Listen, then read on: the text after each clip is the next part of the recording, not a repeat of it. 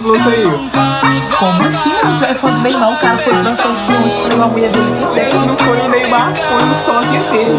Já que vocês falam só de Neymar, bora ver as famosas que o Neymar já colocou na chapa. O que o Neymar pegou de mulher, eu não dei em capa no Free Fire. E olha que eu jogo há 5 anos. Cê é louco. O que o Neymar pegou de mulher, eu não fiz de entrega, filho. E olha que eu trabalho no iFood, tá? Aí sabe a viver, viu? Sabe o que eu acho engraçado? Que um cara que fica com várias mulheres é considerado brabo. Agora uma mulher que fica com vários homens é considerada galinha. Cada um faz o que quer, mas isso é bem simples. Agora me explica isso. O que tu faz com um cadeado que é aberto com qualquer chave? Joga fora, não presta. Viu? Agora o que tu faz com uma chave que abre qualquer cadeado?